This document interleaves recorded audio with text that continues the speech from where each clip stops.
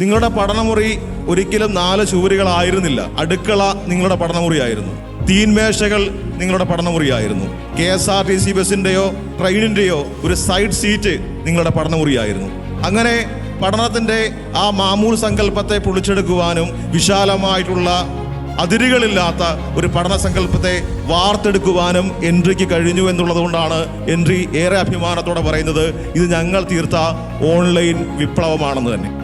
ഇന്ന് കേരളത്തിൽ ഏത് ഗവൺമെൻറ് ഓഫീസ് എടുത്തു കഴിഞ്ഞാലും ഒരു എൻട്രി അബ്യൂസർ ഉണ്ടാവും. More than 10,000 people after using Entri has got a government job in Kerala.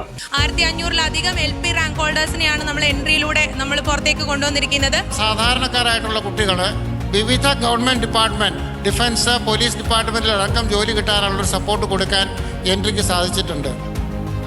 Entry ആപ്പിലേക്ക് കൂടി പഠിച്ച് 45 ദിവസം ആ ക്ലാസ്സുകൾ മാത്രം കേട്ട് പഠിച്ചതാണ് എനിക്ക് ഹൈക്കോർട്ട് അസിസ്റ്റന്റിൽ നല്ലൊരു റാങ്കിലെത്താൻ കഴിഞ്ഞത്. എനിക്ക് എന്താ ഈ നിമിഷത്തിൽ പറയേണ്ടതെന്ന് അറിയത്തില്ല. എൻ്റെ അമ്മയുടെ ഏറ്റവും വലിയൊരു ആഗ്രഹമായിരിക്കും ഇന്ന് ഞാനിവിടെ നിൽക്കുന്നത്. അമ്മയ്ക്ക് ഒരുപാട് സന്തോഷമുണ്ട്. അമ്മ അവിടെ കരയുന്നുണ്ട്. അപ്പം ഇതിനെ സഹായിച്ച എൻട്രിക്ക് ഒരുപാട് നന്ദിയുണ്ട്. അപ്പം ഞാൻ പറഞ്ഞു എൻ്റെ കയ്യിൽ പൈസ ഇല്ല, ഞാൻ ജോയിൻ ചെയ്യുന്നില്ല.